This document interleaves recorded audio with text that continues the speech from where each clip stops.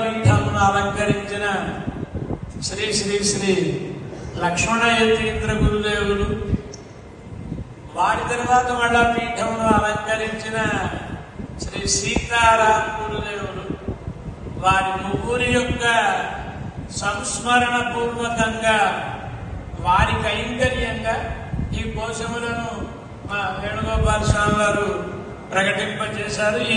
ఈ కోశంలో 3వ ముఖ చిత్రంగా వేయబడినటువంటి దాని యొక్క వారి యొక్క మూర్తి విశేషములు అందరికీ దర్శనమిస్తున్నాయి. ప్రేమించడం అంటే ఏమిటో లోకానికి ఎల్లలు లేకుండా నేర్పిన మహానుభావులు వారు.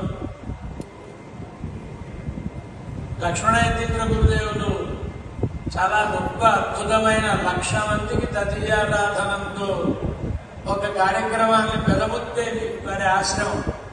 ఆ ఆశ్రమంలో నిర్వహించినప్పుడు శ్రీభాష్య అప్పులాచార్య స్వామి వారి నేతృత్వంలో మేమందరం కూడా అక్కడ శ్రీరామాయణ పారాయణం చేయడం కోసమే వెళ్ళాం.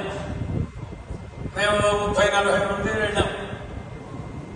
వెళ్ళినప్పుడు మా కోసం ప్రత్యేకమైన ఏర్పాట్లు, మా ఆచార వ్యవహారాలకి వాటికి ఒక దివ్యమైన మాట వారు అన్నారు.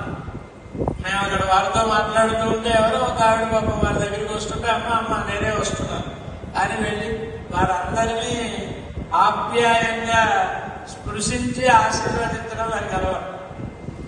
మనకంతా అసంట మనకు మన ఈ ఆచార వ్యవహారాలన్నీ ఇలా ఉంటే వారి ప్రేమ వ్యవహారం అలా.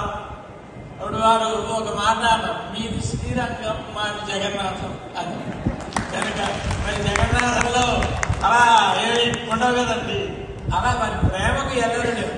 విషయం ఏంటంటే అందరినీ వాళ్ళు ఎలాంటి వారైనా ఎవరైనా కానివ్వండి అందరినీ ప్రేమించడం అనేది వారిని చూసి మనం ఈ లోకం నేర్చుకోవాలి. అట్లాంటి మహాపురుషులు. తరువాత కార్యక్రమాలను నిర్వహించిన సీతారాం గురుదేవులు కూడా విచిత్రం ఏంటంటే చాలా గొప్ప గోసేవ. ఏదో వారే ఒకసారి ఒక మాట అన్నట్టు, వచ్చి చూచిన వాళ్ళు ఎక్కడైనా ఆశ్రమంలో గోశాల ఉంటుంది, ఇక్కడ గోశాలలో ఆశ్రమం ఉంది అని. అట్లా గోశాల చేసినటువంటి మహానుభావులు వారి స్మృతి చిహ్నంగా ఈ గోశాలని ఇవాళ మనం ఆవిష్కరించాం.